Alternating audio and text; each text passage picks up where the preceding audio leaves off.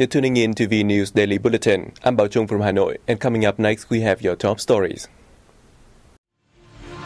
The 13th meeting of the 11th Party Central Committee opens in Hanoi. Vietnam set good example in ensuring gender equality. Vietnam's exports forecast to grow 10% between 2021 and 2030.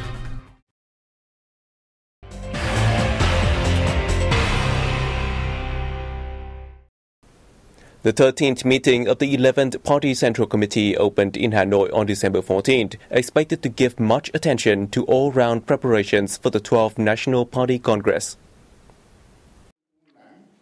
Issues high on the agenda include personnel planning for the 12th Party Central Committee, Political Bureau, Secretariat, and Commission for Inspection. It will also discuss draft working and election regulations for the 12th National Congress.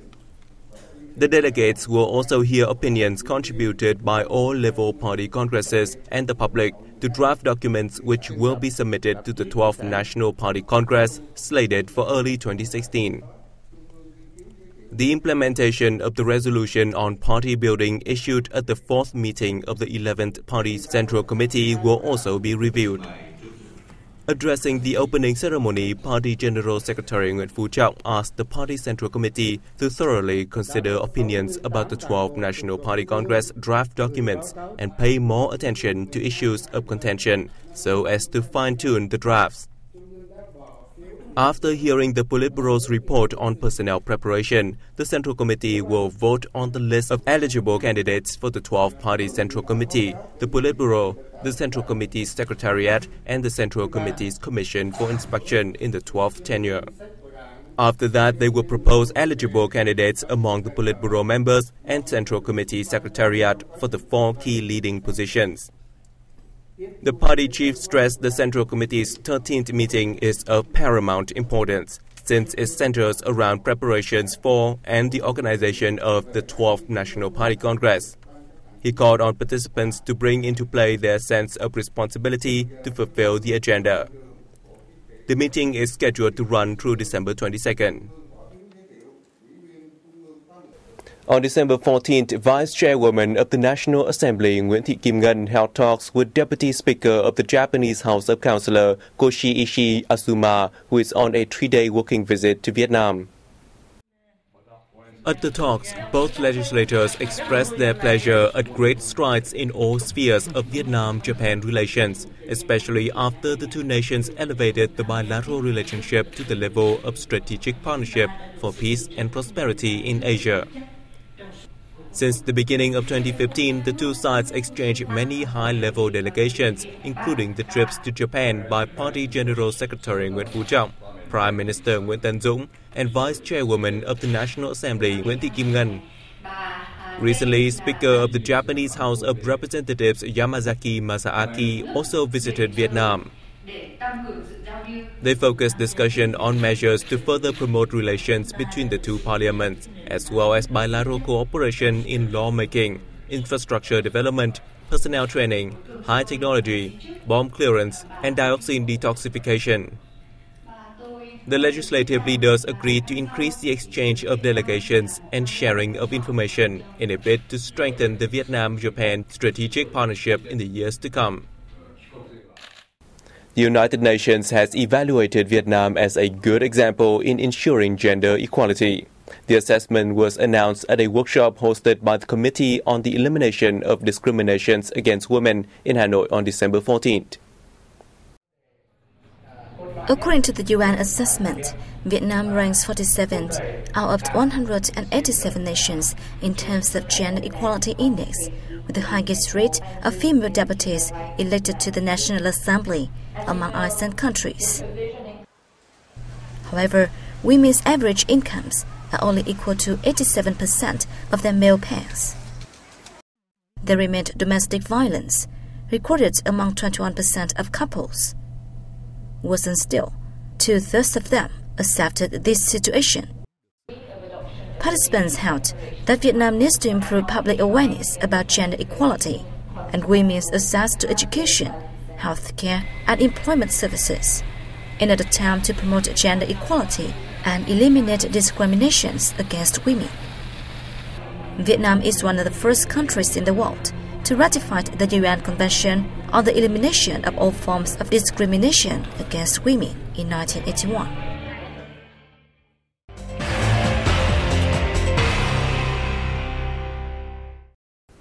An offshore oil rig, the largest ever locally manufactured jack-up rig, has been launched in the southern province of Bà Rịa Vũng Tàu. Let's take a look.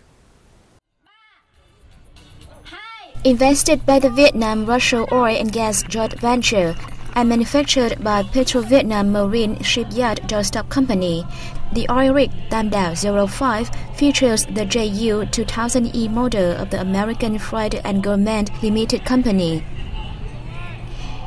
The 120-meter jack-up rig weighs almost 18,000 tons and can drill to a depth of 9 kilometers. The $2,030 million rig, measuring 70.4 meters in length, 76.2 meters in width, and 9.4 meters in height, can withstand storms of above level 12. Following the launch, the remaining items of the construction, which began in October 2014, are expected to be completed in the next 9 months before being handed over to the owner. Vietnamese cashew nuts are being promoted at the 50th Hong Kong Brands and Products Expo at Victoria Park, Hong Kong, from December 12th to January 4th. Vietnamese cashew nuts are brought to the fair by Hong Kong-based Viet Quang Business Development Company. According to Nguyễn Ngọc Hà, director of Viet Quang Business Development Company, Vietnamese cashew nuts are favored by many Hong Kongers who appreciate the nuts as a source of food for health.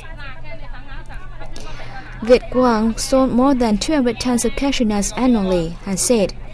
The Hong Kong Brands and Products Expo, featuring about 500 outdoor booths, is the biggest of its kind and the most expected event in the island. It serves as a bridge between the producers and the consumers. It is expected to attract approximately 3.5 million visitors this year. Last year, it greeted about 2.7 million visitors. HSBC Bank has forecast that Vietnam's exports will grow by over 10% between 2021 and 2030, little change from the previous 5 years. The report says FDI inflows have been very strong in recent years, helping the country diversify its export base and gradually move into higher value sectors, most notably ICT equipment, which now accounts for around 25% of its exports, from less than 10% 5 years ago. But at the same time, the large, young and increasingly skilled workforce continues to attract manufacturers of low-cost items such as clothing and apparel to Vietnam. Rapid liberalization should greatly benefit Vietnam's trade with the rest of Asia, the US, and Europe, and underpin expansion into new markets. Vietnam is one of the 12 countries in the Trans-Pacific Partnership which reached a preliminary agreement in October.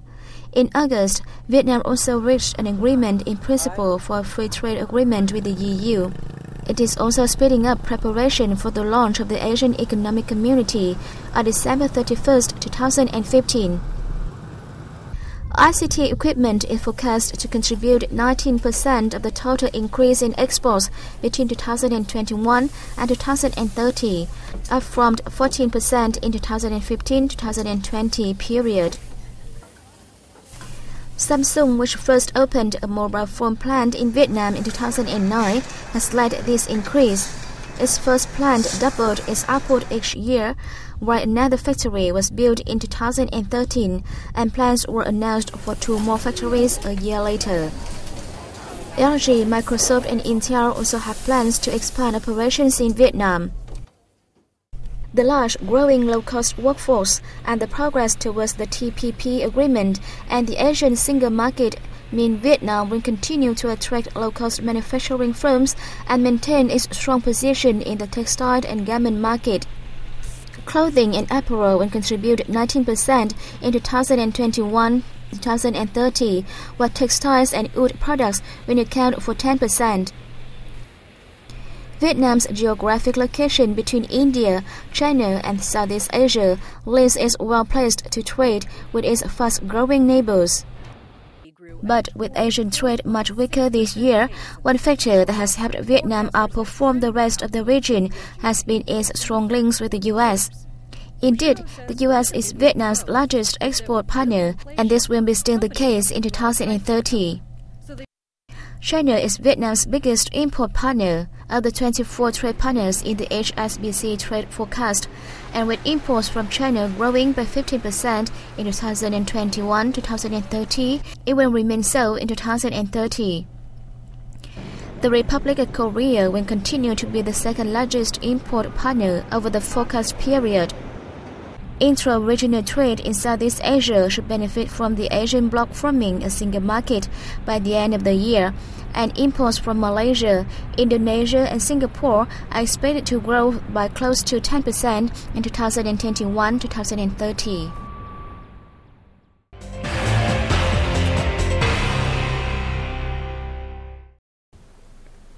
The Intercontinental Da Nang Sun Peninsula Resort in the central coastal city of Da Nang has been named the world's leading luxury resort 2015. Let's take a look.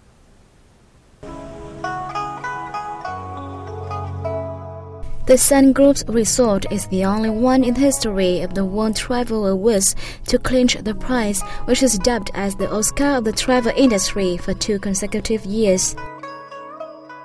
The iconic 197-room resort, located 600 meters above the sea level on the Sơn Trà Peninsula in the central city, was designed by architect Bill Beasley from Beasley Design Studios in Bangkok.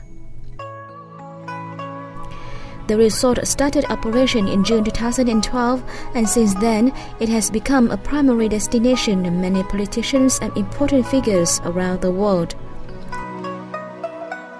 In 2014, the resort was honored with 4 awards in various categories at the World Travel Awards, including Asia's leading hotel dining and entertainment experience, leading luxury resort, Vietnam's leading resort, and Vietnam's leading spa resort.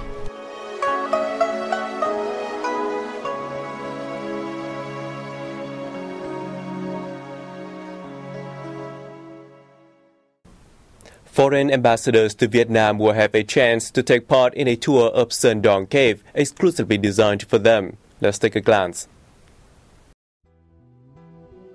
To prepare for the tour, the participating diplomats will have to undergo a rigorous training course to improve their physical fitness and caving skills.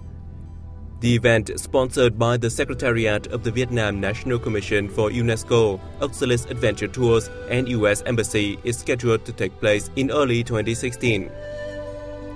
The activity aims to introduce and promote the image of Vietnam to foreign diplomats, as well as contribute to boosting the multifaceted cooperation between Quảng Bình and participating countries.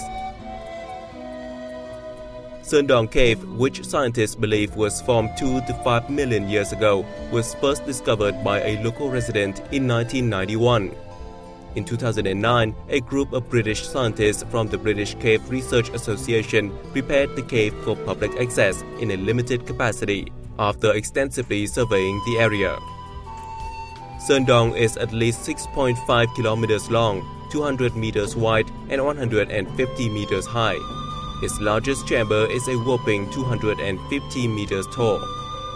It recently overtook numerous world-renowned destinations to top the list of the 25 great places to see in the 21st century by U.S. magazine The Smithsonian. And that was the end of our news bulletin. Thank you for your attention. For more information, please log on to our website at www.vietnamplus.vn. We'll see you soon.